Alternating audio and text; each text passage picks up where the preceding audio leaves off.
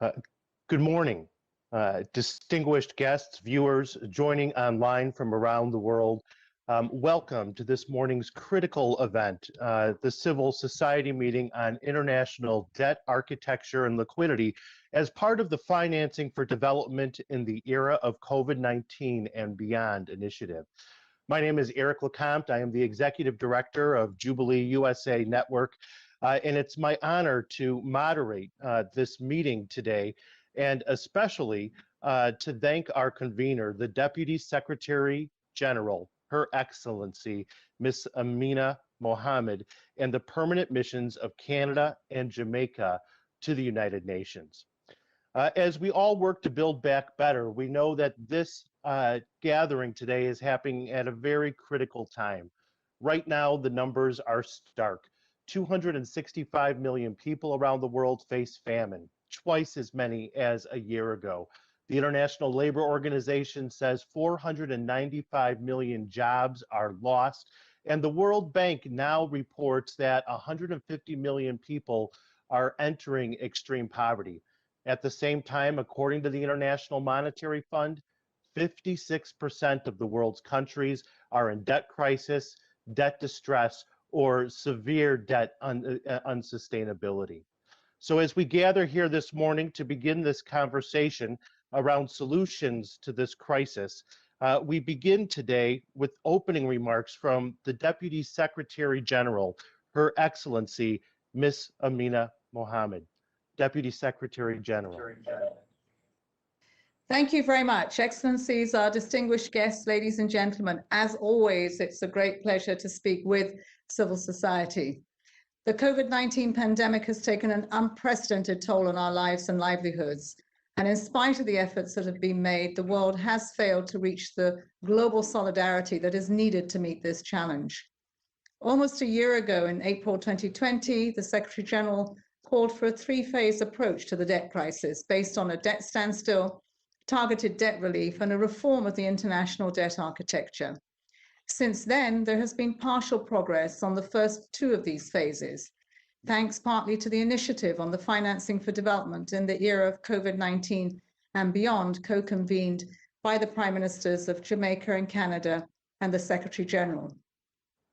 The debt service suspension initiative was extended in October 2020 for another 6 months until June 2021. Since it took effect in May 2020, the DSSI has delivered about $5 billion in relief to more than 40 of the 73 eligible countries. In November, the G20 then created the Common Framework for Debt Treatment, to which 3 countries have so far applied: Chad, Zambia, and Ethiopia. These steps are indeed important and signify a measure of global solidarity to address this crisis. But that solidarity remains completely insufficient to put the world back on track and achieve a future of sustainable and inclusive development. Friends, a year ago, since the beginning of this crisis, financial support for those in need is minimal. 6 developing countries have defaulted on their debt, 42 have had their credit ratings downgraded, and some of these countries participated in the DSSI and Common Framework, which were set up precisely to make debt sustainable and avoid these outcomes. Yet despite the serious fragilities in our economic systems that have been exposed by the pandemic, we have yet to see any action on the third phase outlined by the Secretary General, a reform of the global debt architecture. Indeed, policymakers have overwhelmingly focused on short-term solutions and their own national populations, rather than addressing the systemic flaws that have contributed to this global catastrophe. Record amounts of money have been agreed and dispersed in record time to alleviate problems in developed countries. Yet developing countries are still waiting for the support they need to prevent massive collapse. As a result, poverty is on the rise for the first time in over 2 decades. The World Bank projects that COVID-19 has pushed between 119 and 124 million people into poverty, including 31 million who otherwise would not have been pushed into extreme poverty. Meanwhile, according to Oxfam, the world's 10 richest billionaires have collectively seen their wealth grow by $540 billion. This represents almost 25 times the amount needed to fund the equitable distribution of vaccines via the ACT Accelerator and its COVAX facility. Vaccines and debt are linked. As rich countries hoard vaccine doses, developing countries are placed at an even greater disadvantage in recovering from the pandemic. Many are paying higher prices for vaccines. Some have even taken on new debt to secure them. And this creates a dangerous precedent for a post-COVID-19 world of haves and have-nots, based on financial inequalities reinforced by a lack of access to vaccines. It is a moral dilemma, and we really do need to do everything in our power to try to avoid it. In addition, recovery from the pandemic should have provided an opportunity to move away from failed financial models and create new frameworks and systems aligned with the 2030 Agenda for Sustainable Development and the Paris Agreement. But so far, this is still a work in progress. The gap between what is needed and the policy response so far remains elusive. But recent developments are giving rise to some hope. Member states have coalesced around the idea of extending the DSSI until the end of this year. An issuance of $500 billion in special drawing rights looks increasingly possible. The upcoming meeting of heads of state and government on the international debt architecture and liquidity on the 29th of March will be an opportunity to advocate for these ideas and support the discussions at the spring meetings of the IMF and the World Bank and at the G20 and G7 meetings. However, we do need your support. We must sharpen our key asks and put our policymakers fire to the feet in order to make this transformation possible. As champions of humanity, you are all on the front lines. You know exactly what people actually need in order to recover better. Today, we're looking to you to help drastically raise the level of ambition and provide concrete solutions before we head into these meetings. In this regard, I welcome the call for a more thorough reform of the global debt architecture, including through a global consensus on principles of responsible borrowing and lending, addressing the systemic risks that are posed by unregulated financial instruments and actors, and using human rights and development impact assessments on debt analysis. Friends and colleagues, we're living through a historic turning point.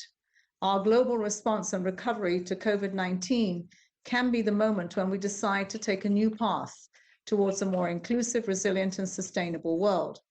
If we ignore this opportunity, we will all but assure that the next generation inherit a world characterized by growing injustice, instability, conflict, and inequality, a world totally ill-prepared to handle humanity's future crises. Together, let's not settle for less than the world's poor deserve. Let us mobilize the transformation and change that we can no longer afford to ignore. I very much look forward to the discussions that we will have today and how they help to shape the ambition and the response that is needed to be taken by leaders around the world. Thank you. Thank you, Deputy Secretary General, for those powerful remarks. We accept your charge that the international financial architecture must be reformed. It's a crucial and key area that you've highlighted today. And as we acknowledge that 9 countries have already began debt restructuring or in debt default in this great wave of debt restructurings beginning, we know that time is of the essence in terms of taking your words to move forward new processes for debt restructuring and debt relief. The commitment of civil society in this work is absolutely crucial, both in terms of setting the alarm, but also moving forward the solutions that the Deputy Secretary General is calling for. Our next speaker has been an advocate for building back better since the start of this pandemic and has played a crucial role as one of the co-conveners during the Financing for Development in the Era of COVID-19 and Beyond initiative, launched on the 28th of May last year. His Excellency Bob Ray, you now have the floor. Thank you, Eric. I'm going to be very brief because I think that we really want to hear from all of you. And I think Amina, who is one of my other co-partners in crime, has set out very clearly the agenda that we need to meet. I think, as as time has gone on, I think we've seen very clearly that unfortunately many of our predictions have come true about the extent of the challenge, about the social, economic, health security, and even conflict and indeed famine realities that we now tragically face because we have not mobilized sufficiently quickly to deal with the impact of the pandemic. But if you'll forgive me, I prefer to light a few candles than to simply curse the darkness. We put forward some very practical proposals. I think they are being taken up. I think that some of those have been mentioned by Amina. There's still more to do. And I guess I would really try to simplify things by saying, from my perspective, there are three critical issues. The first is not actually, it doesn't have to do with debt liquidity. It has to do with the origins of the crisis, and that's the health pandemic. And I say this respectfully. I think that there are distribution questions, of course, with respect to the vaccine, very serious ones. But there's also now, it's clear, a production issue that is, I think, in a way, even more fundamental. We simply don't have, at the moment, we don't have the allocation of production being carried out in such a way, a use of unused capacity that exists in the world to actually produce the amount of vaccine that we need and that we're going to need over the next year. And I think I believe very strongly that production issue, which is in part a licensing question, but it's also in part a technology transfer question, which is more complicated, but nevertheless can be addressed, is one that we have to face up to, because in the absence of clear movement on this, we will still be struggling with the health impact of the pandemic well into 2022 and technically beyond that, unless we're able to make some changes happen. So we need to understand the seriousness of that. The second, obviously, is the social economic impact of COVID. And there, I think, some of the issues have been outlined very clearly in terms of the debt architecture. The principle has to be an understanding that the world of debt has changed since 2008, and certainly changed since 2000. And we need to understand that China and the private sector have to be brought into the architecture, that all creditors have to be part of the picture, not just some of them, all of them. And we need to understand the critical importance of doing just that. That's frankly easier said than done, but more and more people are recognizing the problem, and now we have to figure out how to make it happen. And on the restructuring side, we have to make sure that there's actual debt reduction. This is not going to happen successfully unless we actually reduce the amounts of debt, and we reduce the cost of borrowing, and we deal with some ancillary issues which are clearly related. One of the problems with solutions that have been put forward is countries don't take advantage of the so-called solutions because they perceive that they will be punished in the marketplace of credit rating agencies and other marketplaces, for having made those decisions. And that's not good. That's not good enough. It's not good enough for us to put forward proposals whose uptake will have unintended consequences. We need to deal with the unintended consequences. We know more and more about what they are, and we need to deal with them and face up to them very significantly.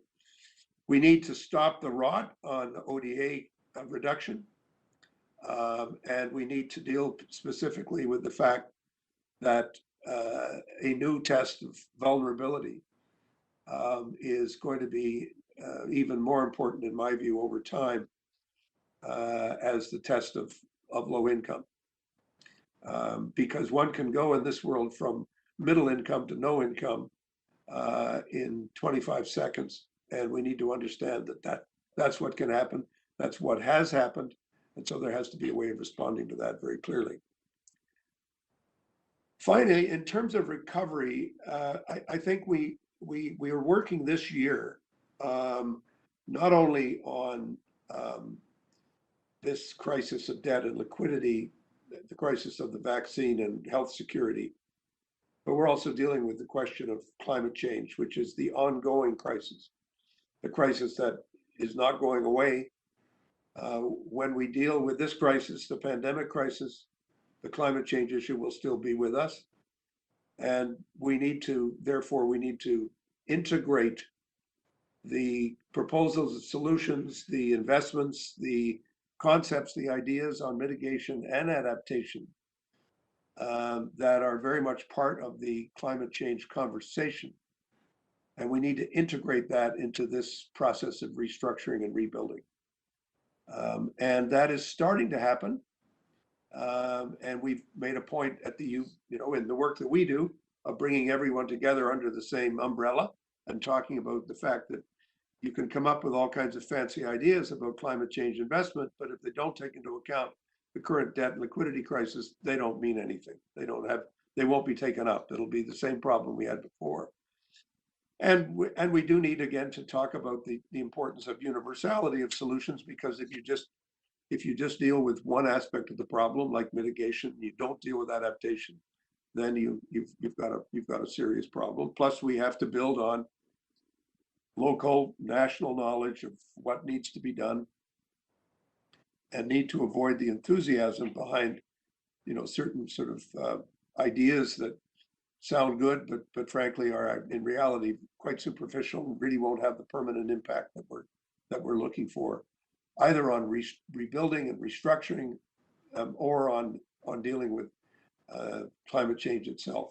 So we need to think through these various concepts, and there has to be a willingness to mobilize capital, both private and public, so that it can do the most good.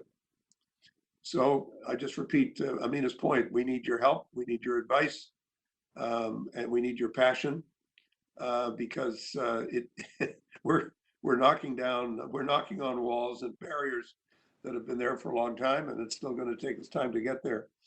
But I remain optimistic that we're going to make progress. We've made progress already. We've moved yardsticks in ways that perhaps we didn't feel that we necessarily could at the beginning. I think we've made good progress, but we still have more to go. So we should be working as hard as we can. Thanks very much. Thank you, Your Excellency, Bob Ray, for laying such a clear overview out for us. We need to deal with vaccine distribution. We need to ensure that the private sector and China are part of the solution. We need to get to real debt reduction, and we can't forget that climate change must be a part of these solutions as we move forward. We now are really fortunate to hear from the co-chair of the Financing for Development in the Era of COVID and 19 Beyond initiative, His Excellency Courtney Rattray, the permanent representative of Jamaica. The floor is yours, Your Excellency. Thank you very much, Eric. Excellencies, colleagues, ladies and gentlemen, good morning. As you know, we have decided to focus our first high-level meeting of the year on the need to reform the international financial architecture, and also focus on liquidity, which should, I think, include the creation of a crisis prevention and resolution instruments that will better enable us to manage global financial crises.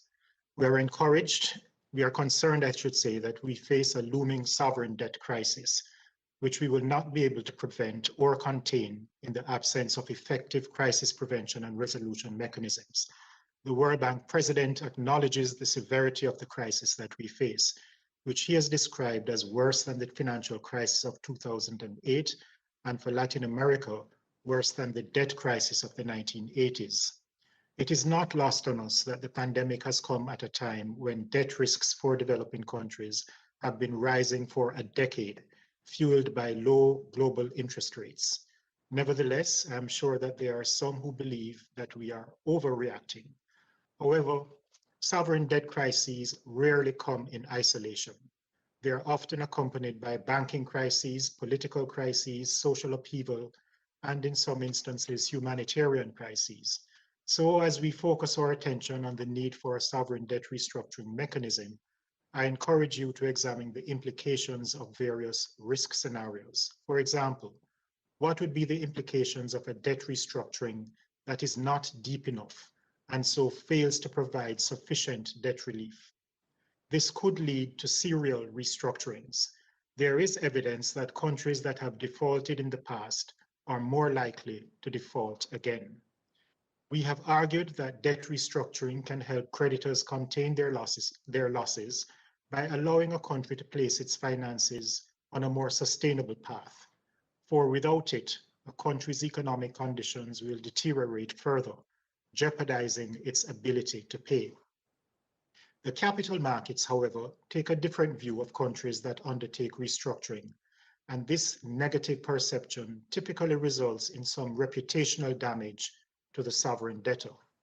The impact of debt restructuring on a country's credit reputation depends in part on the market's perception of whether it acted in a fiscally responsible manner during the period of its debt crisis.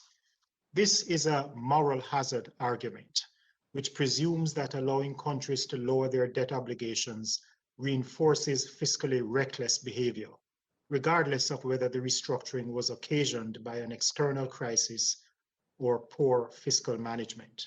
And so I think we could consider questions such as what impact reputational damage could have on a country's bond yields.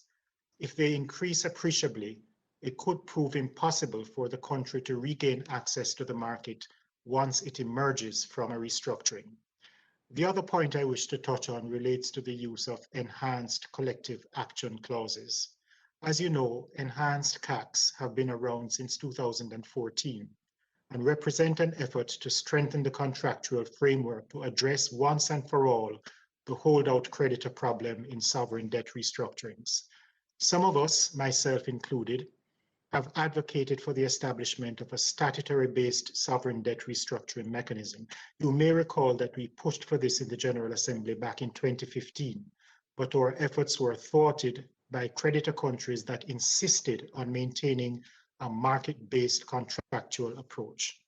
As we assess prospects for whether the time is ripe for a renewed effort to establish a sovereign debt restructuring mechanism, I think we should also examine the feasibility and effectiveness of a contractual mechanism that features enhanced CACs. Since their introduction, enhanced CACs have been more widespread in their use, and performance has been encouraging. They have proven to be an effective contract-based tool to facilitate orderly debt restructurings and partially mitigate the holdout creditor problem. We have also seen that since their introduction, restructurings have been preemptive, of shorter duration, and have garnered relatively high creditor participation. However, there is a large outstanding stock of international sovereign bonds without these clauses, which presents a significant problem. Another problem is that CACs do not bind all creditor classes. So there's a legitimate question of whether CACs, enhanced or otherwise, are sufficient to address the issue of holdout creditors. If not a remedy by themselves, could they be supported by anti-vulture fund legislation, such as exists in the UK, Belgium, and France? This could be further augmented by a reinterpretation of the pari passu clause that is contained in bond contracts. There are those on the other side of the argument who say that the inclusion of enhanced CACs encourages overborrowing and provides an easy way out of defaults, which is yet another moral hazard argument. They claim that since this would increase the likelihood that investors would incur losses from haircuts, they would insist on being compensated with higher market yields.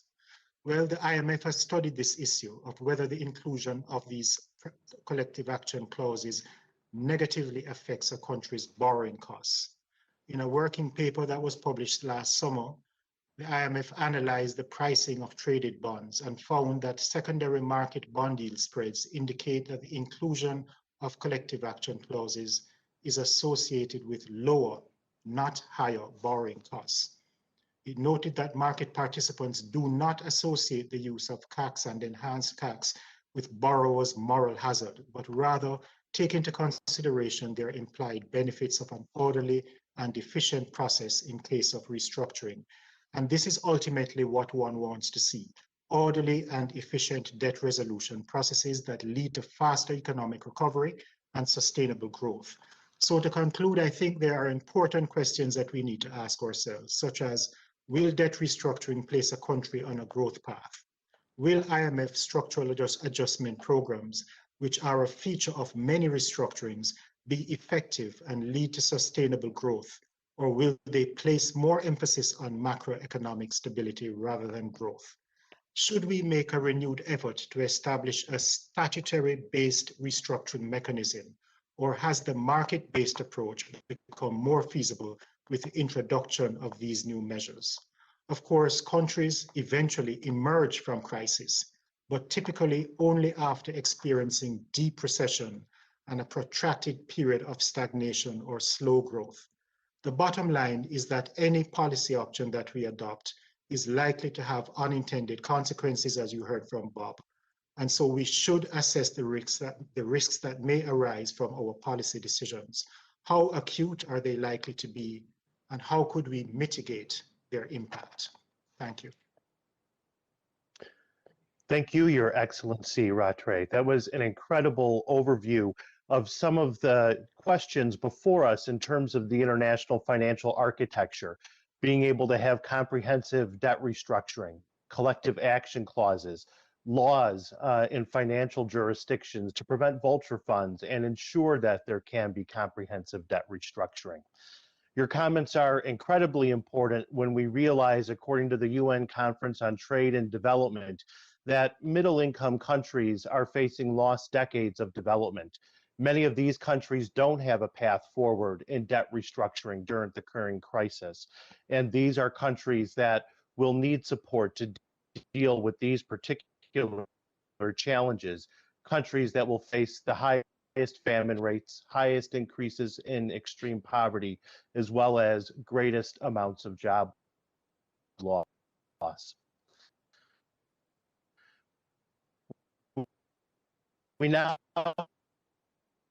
turn to civil society speakers who will offer proposals and responses today to the Deputy Secretary General and the co-conveners. We do want to remind our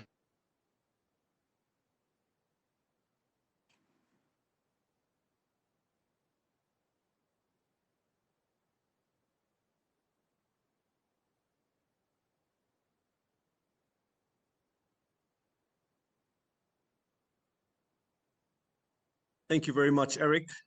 Your Excellencies, Amina Mohammed, Deputy Secretary General of the United Nations, Robert Ray, Permanent Representative of Canada to the United Nations, Courtney Rattray, Permanent Representative of Jamaica to the United Nations, fellow comrades from civil society across the world, distinguished participants, ladies and gentlemen, good morning, good afternoon, and good evening to all from the time zones that you are joining us.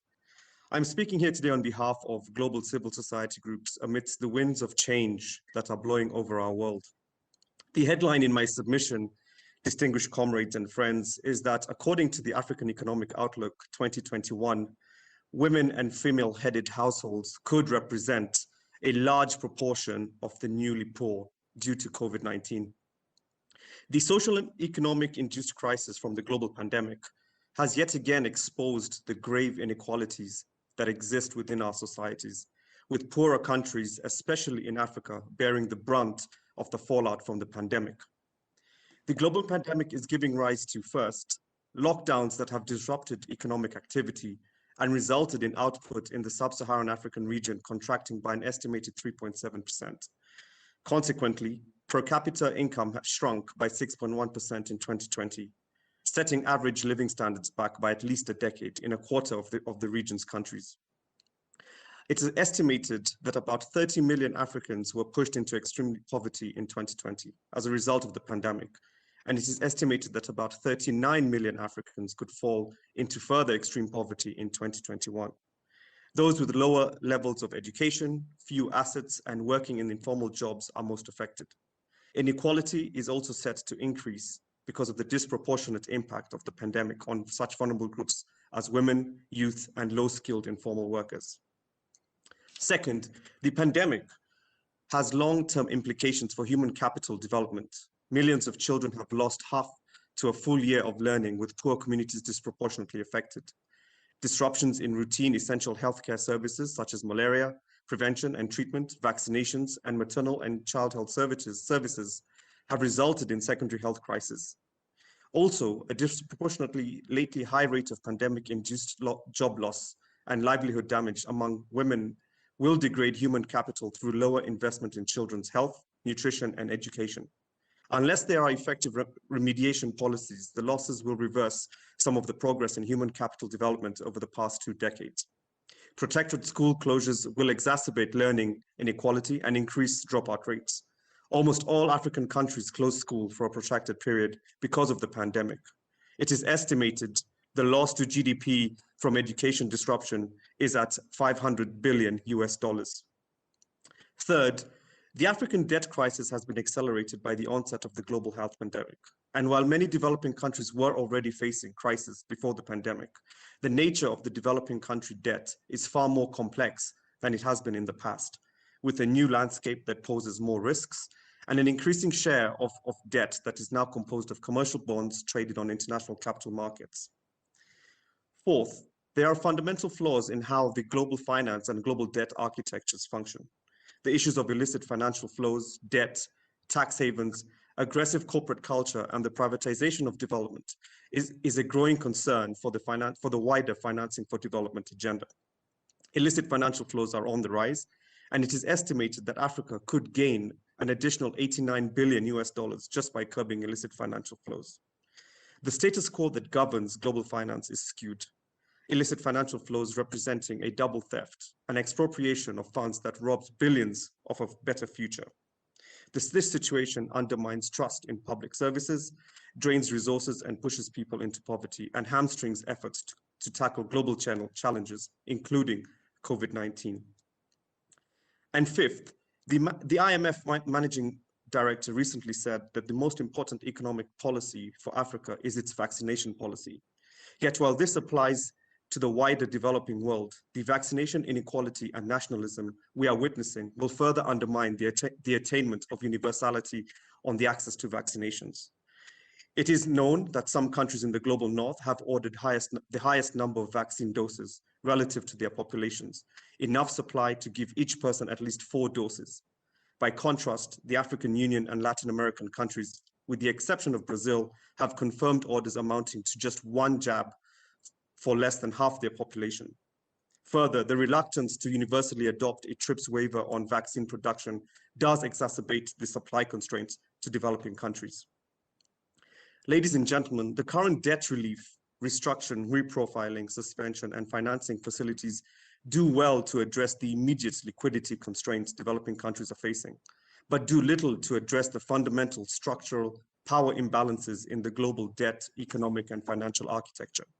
The current initiatives are further undermined by a lack of full participation of all creditors, that is, the international financial institutions, commercial and private creditors.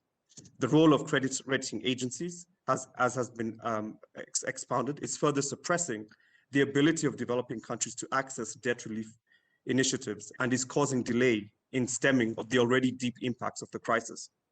It is worth noting rating agencies have downgraded some countries in sub-Saharan Africa following their decision to access the Debt Suspension Service Initiative and other initiatives. Furthermore, all 3 major credit rating agencies have made it clear that requesting private sector participation on comparable terms could lead to a downgrade. As we gather here just to discuss the various options on how to build forward together, we need to be talking about more than an economic reform packages for our countries. We are advocating for a renewal of the social contract between citizens and the state, the claiming of developing countries' self-determination as it interacts with its development partners, private creditors, and the international financial institutions. In conclusion, it is incumbent on us to seize this moment to overhaul the inequalities of the global architecture that places profits before people and undermines the fundamental rights of all citizens. Thank you so much. Thank you, Mr. Braganza, for those very powerful comments. It's clear as we move forward with the challenges we face in the global debt architecture, front and center must be how people are affected by this crisis, how the most vulnerable among us continue to be affected by this terrible crisis. As we move forward in discussing proposals today, we're honored to now hear from Ms. Patricia Miranda, the Global Advocacy Director of Red Latinoamericana por Justicia Económica y Social, Latindad. Ms. Miranda, you now have the floor. Thank you very much, Eric, and good morning, good afternoon, good evening to the Deputy Secretary General, to the permanent representatives of Canada and Jamaica, to all UN delegates that are here today, and to all participants that are joining us. I would like to start by saying that the crisis did not start with COVID-19. The pandemic only exacerbated the failures of our current system. The impacts we are going through are already increasing poverty and inequalities and undermining the achievement of the Agenda 2030. It is urgent to have bold and ambitious solutions that respond to the magnitude of this multiple crisis, instead of having false solutions. Global community policies have tackled immediately some problems, such as the suspension of debt payments with the G20 Debt Service Suspension Initiative. But this is a very limited initiative in terms of creditors coverage and in terms of country eligibility, excluding from the debt treatment initiatives to middle-income countries, which have high economic, social, and climate vulnerabilities that are hidden under a GDP per capita ratio. This can be seen when 8 out of 10 new poor will be in middle-income countries. Paying debt service is important in the face of the pandemic outbreak and the succeeding COVID-19 waves that we have in our different countries and regions. Because countries clearly need to urgently prioritize the investment on healthcare, vaccines, and social protection, among other needs. But it is a very short-term approach, and it's not enough to tackle the global crisis. Recovery is still far for many developing countries. All sectors of the economy have stopped, with several impacts such as a decrease on tax revenues. Under this context, a debt suspension is only the postponement of the fiscal problem by increasing the debt service that will be repaid in the next years. The continuation with a common framework for debt treatment beyond the DSSI is still another mechanism designed by and for creditors, and it still fails to include all creditors on a binding basis, private and multilateral, but also regional development banks. These initiatives are far from the debt cancellation that some countries need. Furthermore, a debt restructuring mechanism needs to be established towards a long-term sustainable debt crisis resolution. It is crucial to have and time implement comprehensive debt sustainability assessment according to the new debt landscape and risks in our countries. An assessment that goes beyond the criteria of making decisions based on the prioritization and capacity of debt payment only. Moreover, in the middle of the pandemic, leaving aside all the social costs that these criteria involves. Treatment are not creditor dominated. That also involves stakeholders at national level to reduce the risk of over-optimistic projections. In terms of access to resources, new loans are not the solution to the economic fallout caused by the pandemic. It will only increase the debt burden, moreover, if they can involve no concessional financing or fiscal consolidation and austerity measures, which only increases, as we know, poverty and inequalities. There are so many needs that are not being addressed by developing countries due to scarce resources. Moreover, when fiscal deficit has increased dramatically in many countries, the lack of access to global liquidity is a major limitation when there are urgent needs now. The access to liquidity is important in a process towards an inclusive and fair recovery. A new allocation of special drawing rights is the response to have access to liquidity without increasing debt and without the implementation of austerity measures. The mechanism of an SDR allocation needs to take into account developing countries' needs in its calculation and an approach to make it an actual mechanism of solidarity that reduces inequalities. Civil society organizations' proposal reaches an allocation of $3 trillion, considering that it would not be even half of the stimulus packages that OECD countries had, which represent around 50% of the global economy. But that would make a change for the most affected population across the world. The implementation of the treatments and access to liquidity are important now. However, a systemic approach has to be implemented to guarantee sustainability in the long term, if we don't want to dive into another debt suspension in the next years. Fiscal and social sustainability need a transformation of the global tax system to make feasible that developing countries are able to achieve the domestic resource mobilization that they need, and that private finance mechanisms contribute to sustainable development without generating liabilities to the public sector budget. The worst crisis since the global depression will not be tackled with short-term measures. It urges to move beyond false solutions. We need that the global community turns from intentions into concrete decisions and actions. We don't find hope in building back better because before the pandemic, there were already systemic failures. Instead, we strongly believe that it is possible to build forward better. Thank you very much. Thank you, Ms. Miranda, for those powerful remarks and highlighting what we need. We need a new allocation of special drawing rights. A $3 trillion allocation would deliver $1 trillion to the developing world. We need a permanent debt restructuring mechanism, and we need new forms of grants and concessional lending to support the developing low-income and middle-income world to move through this crisis.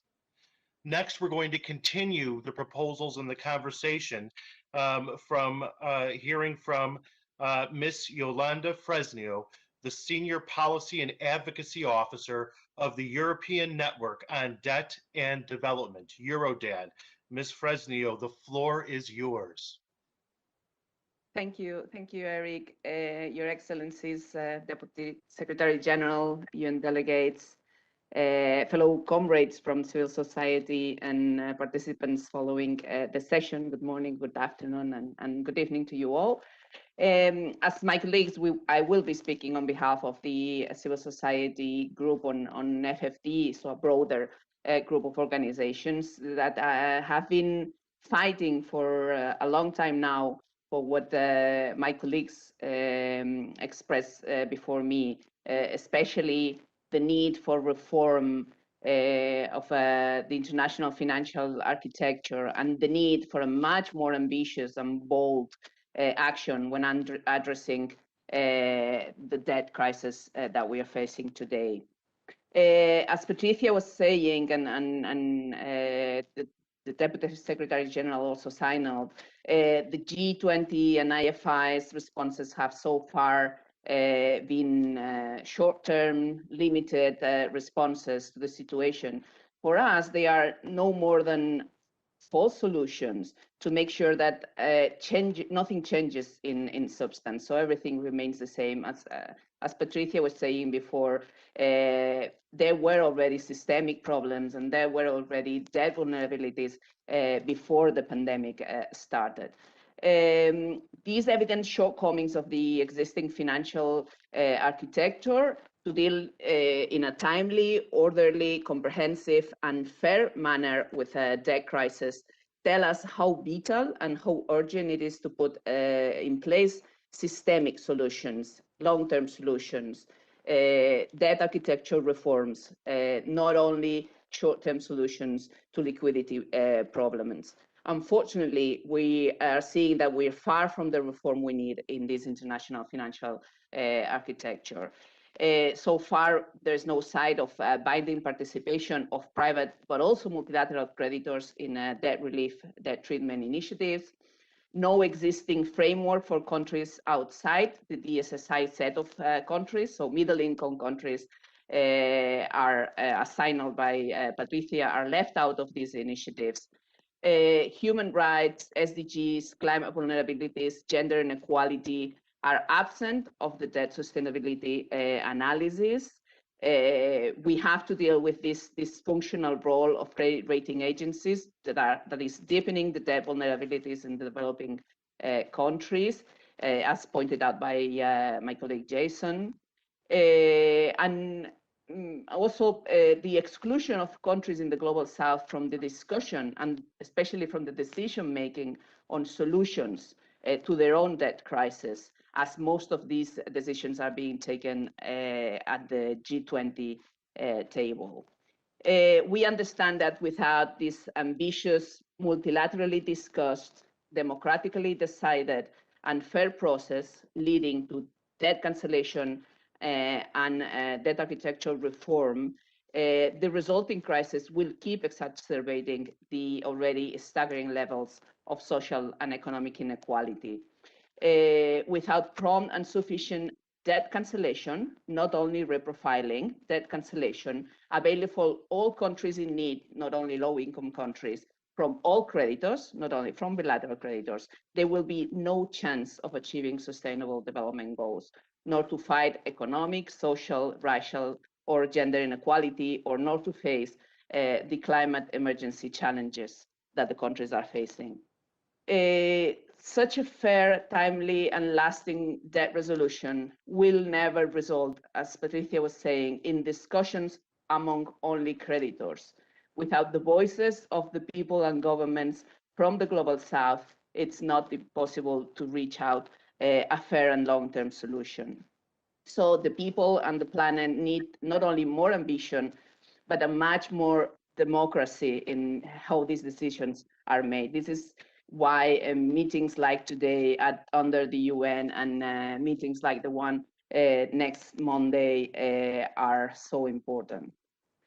As civil society, we call on governments to establish a debt workout mechanism. This is a transparent, binding, multilateral framework for debt crisis resolution under the UN auspices that addresses both unsustainable and illegitimate debts and provides systematic, timely, and fair restructuring to sovereign debt, including debt cancellation, in a process convening all creditors. The permanent representative of Canada to the United Nations mentioned the complexity of debt scenarios today, with China and private creditors becoming main actors.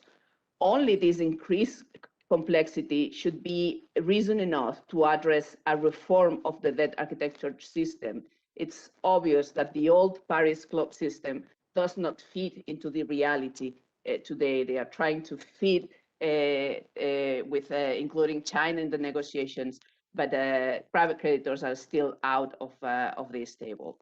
We've been working for a long time for calling for this debt workout mechanism, and we agreed with several civil society organizations on 10 principles that this debt resolution framework could have. And the first one is precisely the creation of a body that is independent both from creditors and debtors, that provides a reliable process, accessible for all countries in need. No need to design a threshold on GDP per capita, sorry.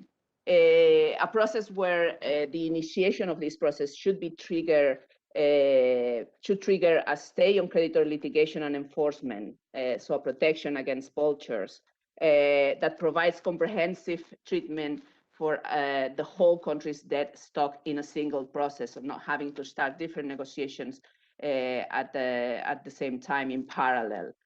Inclusive participation of all stakeholders. This means including consultations with civil society, including the possibility of organizing participatory debt audits, independent assessment of debt sustainability and the validity of individual claims within this process. Obviously, a process that would focus on debt sustainability, putting the needs of the population before debt service, respecting international human rights, putting transparency at the core of the instrument, and the last principle will be enforceability. So all parties must respect the decisions in the dependent body. The proposal is there. The proposal has been defined by the civil society, has been discussed in previous forums. We only need for us to open the space for the discussion to advance. For us, it is evident that addressing debt architecture reform only focusing on new versions of collective action clauses, introduction of state contingent clauses, and other market-based contractual arrangements won't be enough and will fail at putting human rights and SDGs at the center. Beyond the establishment of this multilateral debt resolution framework, we need to urgently implement substantial reforms in the financial system, including further regulations of the financial sector and of credit rating agencies. We firmly believe that the organizations of the next UN Summit of Financing for Development, hopefully not later than next year, would be key to advance the systemic and urgent reforms that the global financial architecture needs. And last but not least, we understand that the high-level event next week on the 29th of March, co-convened by Canada, by Jamaica, and also by the UN Secretary General, is a key opportunity for member states to speak up to support this advancing towards that architecture reform agenda. As civil society organizations, we expect that governments and member states live up to the challenges of the health, social, and economic crisis and show their commitment by participating at the highest level possible in the event next Monday, supporting, therefore, the call for real solutions, including this multilateral debt resolution framework. Thank you very much.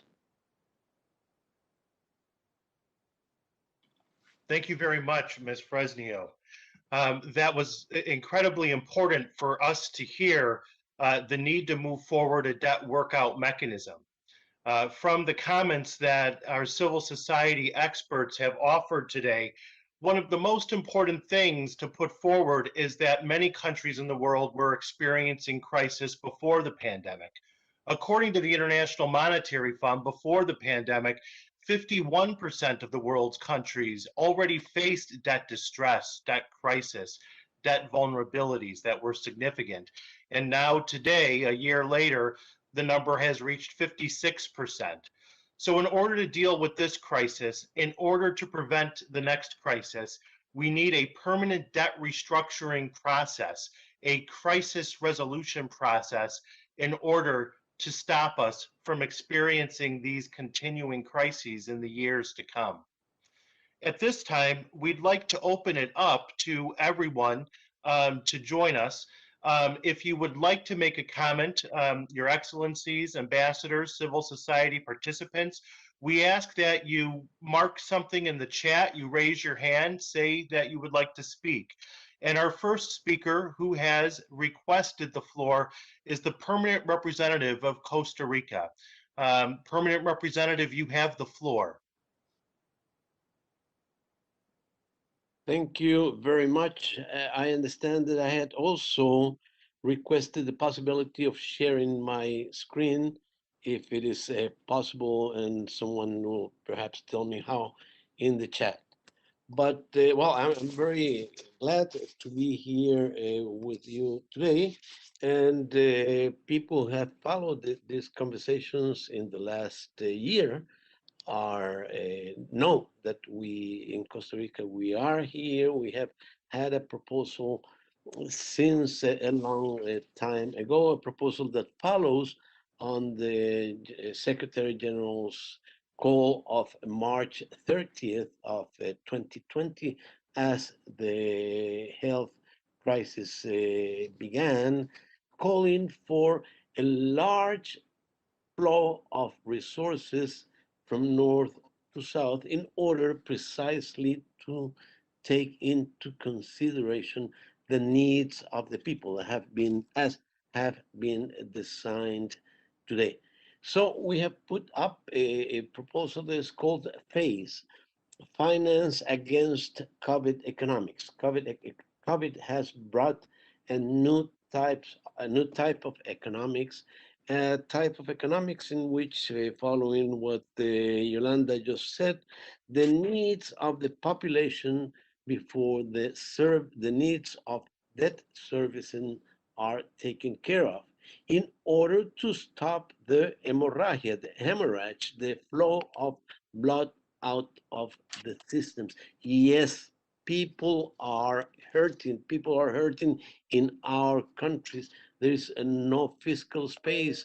The money is there, or the money is here, as I sit in New York City.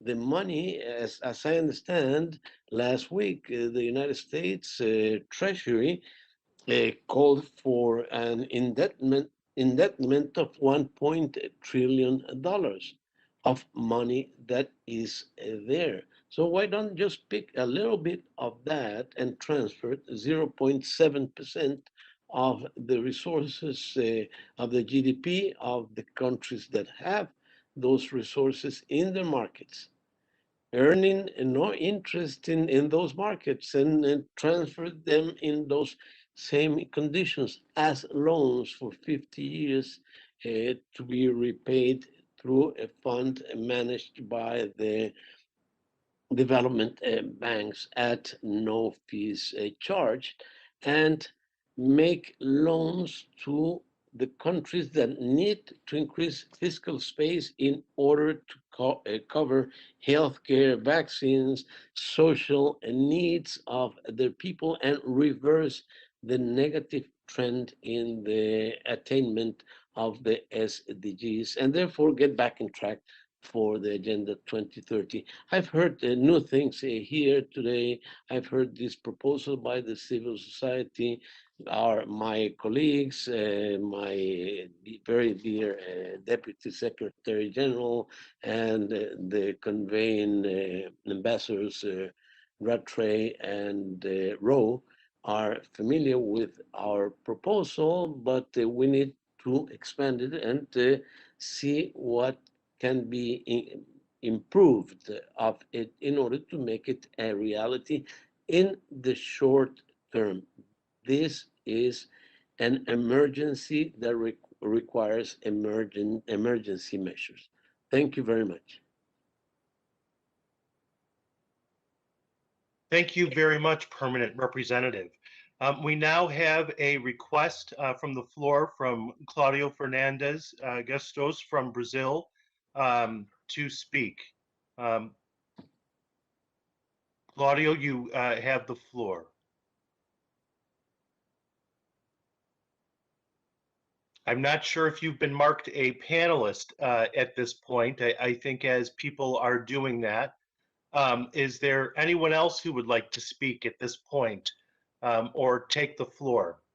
Thank you, Permanent Representative from Costa Rica, for those remarks. Hello, Eric. Can you hear me? Yes, please go ahead. Okay, it took some time to, I was an attendee, not a panelist. So first of all, thank you very much for the initiative for this meeting. Your Excellencies, Deputy Secretary General, permanent representatives of Canada and Jamaica. Oh, I'm sorry, I'm in the kitchen. It's very early morning where I'm staying right now. But I'm going to be very brief in my comments. I would like to call attention to a few contradictions that has been raised both by the civil society panelists and also by the Deputy Secretary General and the permanent representatives of Canada and Jamaica. The contradictions actually came out in between the lines, so I would like to highlight them so they can come to the surface. The first one is about the problem of the vaccine production that was highlighted and vaccine distribution. So this problem is being caused by the fact that some developed countries are still opposing the TRIPS or the intellectual property waiver for the vaccines. I can just imagine in the mid 20th century when polio vaccine was invented, if something like that happened at that time. And if Albert Sabin, I'm sorry. Okay. Please continue. Okay, thank you. And if Albert Sabin actually did not decide to turn the vaccine as a humanity common good, so probably we would not have reached the end of the 20th century with a healthy population. So that's the first contradiction, and I would like to pledge the developed countries to really take this seriously, particularly based on the last point that I'm going to make, which is not now. The second contradiction that comes out is the fact that we have the IMF and the World Bank telling countries that they must and they should spend as much as they can, and even sometimes the impossible, to try and respond to the COVID-19 pandemic in their territories. But at the same time, we have this oligopoly of credit agencies that undermine the country's efforts and also put a ceiling in what they can do, particularly because the technicians and the ministers of finance are mostly concerned about accounting, not about sustainable development. So when you reduce economics to fiscal accounting, that's a reduction that hurts everybody and undermines any kind of effort to uphold human rights and the rights to health and to education. So that's the second contradiction. We must break the oligopoly of credit agencies, credit rating agencies. And the third one, which is the starking contradiction that everybody can watch in the news every day, is the exuberance of the capital markets in the world. After the pandemic started, there was a collapse, and after the collapse, there was a rush to, provide enough liquidity for the capital markets. In the US, for instance, there was a long discussion about giving away emergency checks for the people that need it to get food, to pay the rent. Claudio, if I could please ask you to wrap up. We do have a hard stop at noon, I'm told. That's fine. Thank you. I apologize. That's fine, Eric. Thank you. So the capital markets exuberance needs to be looked at very carefully. And the last point that I would like to make is about what was just said by the permanent representative of Costa Rica regarding the emergency that needs extraordinary measures. In my country, Brazil, right now, we have a disaster happening. And I would like to convene and ask the Deputy Secretary General to take it seriously and talk to the Secretary General to even convene a Security Council meeting to discuss what's happening in Brazil. We're talking about the possibility of a SARS-CoV-3 coming out of an open sky laboratory in the country. Thank you very much for the opportunity, and apologies for the long speech. Thank you. Thank you so much for those remarks. I know we did start late today and we've had some technical difficulties, but I am told we have a hard stop at noon.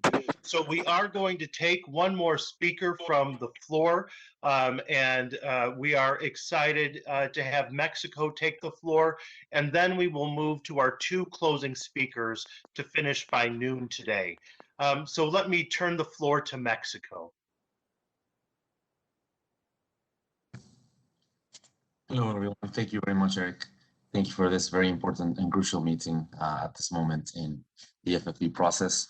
I just wanted to mention that this past week, we held the retreat with a group of friends of Monterrey, in which we had the presence of Stefano Prato, who provided very, very important inputs that we would like to share with you later through an email that I might send to you for distribution. But just to say that Mexico fully supports the civil society opinion and concerns on the FFP process. We know that access to equitable vaccines for everyone is crucial, but we also need to pay attention to how we restructure debt, not only with developing countries, but as we try to reform the global debt architecture.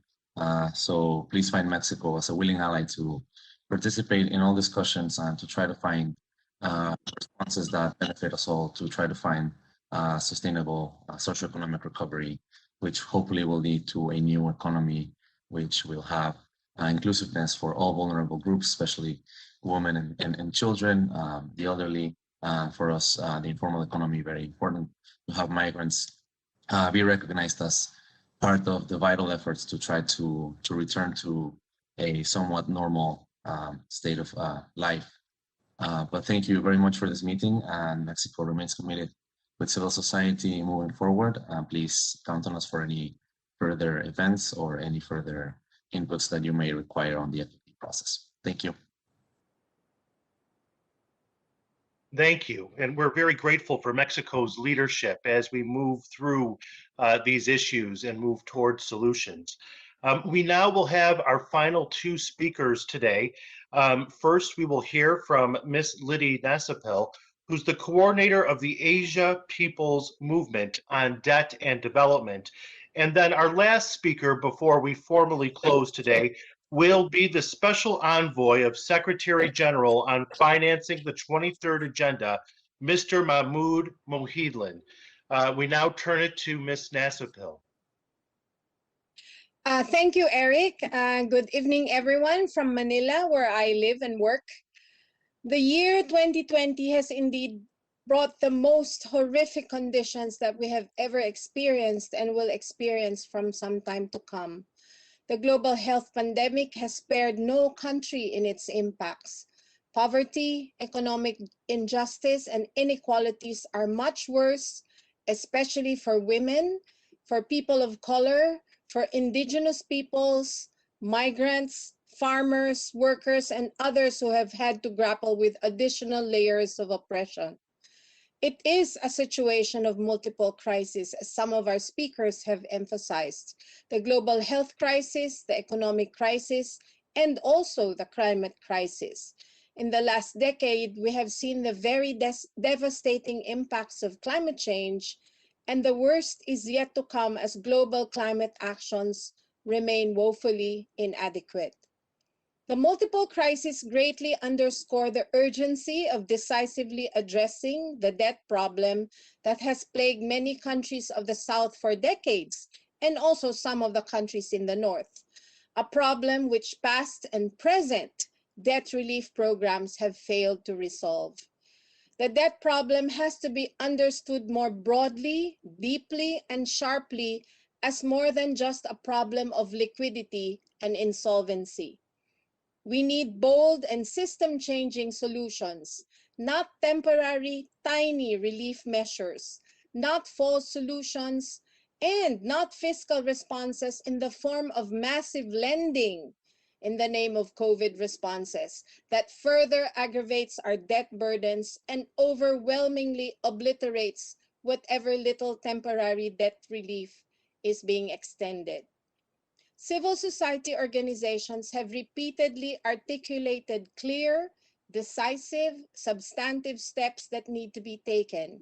We welcome signs that some of our analysis and advocacies are gaining ground. But there is so much to be fought for, beyond rhetoric and general pronouncements, beyond token responses, beyond words on paper and in speeches. May I emphasize the call for immediate debt cancellation for all countries in need, which is most, if not all, countries in the South. May I reiterate a crucial centerpiece of our advocacies, a transparent, democratic, international debt workout mechanism that will cover unsustainable as well as illegitimate debt and pave the way for a range of actions from restructuring to outright debt cancellation. May I underscore that all this should be accompanied by profound changes in global and national economic and financial systems that will enable us all to build forward new systems that are just, equitable, truly inclusive, and ecologically sustainable. We thank the UN for providing us with this opportunity, and we are looking forward to an active conference meeting on March 29. Thank you very much. Thank you so much for those excellent remarks, Ms. Nasapil. We do need bold solutions right now. The world is facing the greatest crisis in our history, and too many communities around the world are suffering more than they ever have before. Our final speaker before we close today is the special envoy to the United Nations 2030 goals and agenda. We welcome Mr. Mahmoud Mohidlin and his remarks at this time. Thank you, Your Excellency.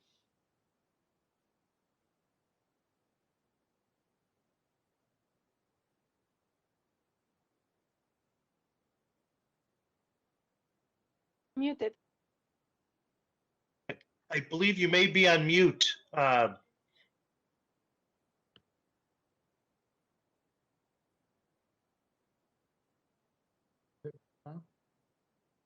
Is it better? Yes, we can hear you now. Thank you.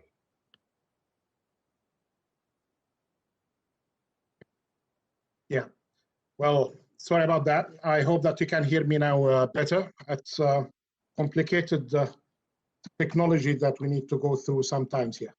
Well, I'm just trying to say that I'm very grateful for the opportunity. I'm very pleased to participate in this meeting and the discussion. Been listening very carefully to all of your comments and solutions, especially the emphasis here on the solutions that have been really very practical to the point. I'm afraid there could be some of them ahead of their time. That means that, as mentioned earlier by the DSG, that we need to keep the pressure. Let me share with you the concluding remarks on behalf of Madam Amina Mohammed, the DSG. Excellencies, distinguished guests, ladies and gentlemen, it has been a great pleasure to hear you all today. 1 year into COVID-19, an honest and critical stock taking of the world's response to this crisis is long overdue. Over the last year, there have been some moments of true multilateralism, including the creation of the COVAX facility, the creation and extension of the DSSI and the common framework for debt treatment, and the adoption by several countries of net zero commitments. But efforts to protect the most vulnerable have fallen far short, while the inequalities are so systemic to our international world today. And we need really to have, as mentioned today, a more holistic, more comprehensive approaches in our solutions. We see this both in the challenges in inequality around vaccines and around the extreme concentration of wealth accrued during the crisis. While the top 1% have reaped financial rewards from the pandemic, and while advanced economies reserve the majority of the world's vaccine, hundreds of millions of people have gone hungry, while one after another developing economy has fallen into debt distress and now increasingly in default. Against this backdrop, I haven't been inspired by the words heard today and by the commitment of so many of us to propose practical solutions for a better tomorrow. Despite the difficulties of past year, there is some positive momentum. Countries committing to the target of net zero emissions by mid-century reach more than 65% of global carbon dioxide emissions and more than 70% of the world economy. While this remains woefully insufficient to combat climate change, it nevertheless signals quantum leap forward for the green transition.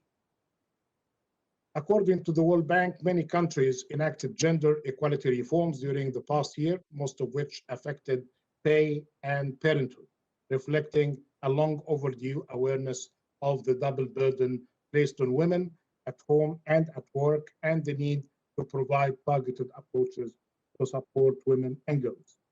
And the political appetite for extending the DSSI and for issuing the largest ever amount of special drawing rights appears to be building, We all heard the news about the possible approval of the new allocations of SDR amounting approximately $650 billion.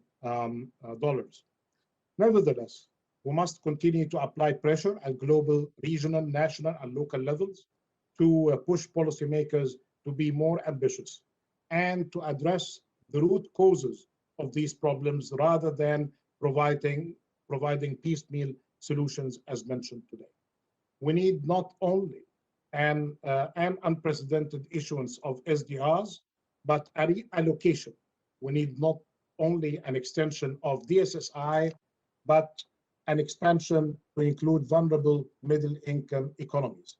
We need to transform our international debt architecture to ensure that developing and developed countries emerge from this crisis in an equal footing.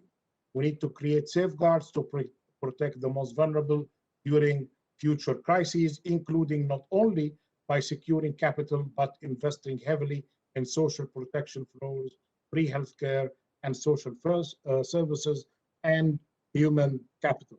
And we need to adopt human rights, climate responsive, and a holistic approach in all of these efforts to end once and for all our world's most vulnerable, bearing the disproportionate burden of crises they do not create and the system they do not design.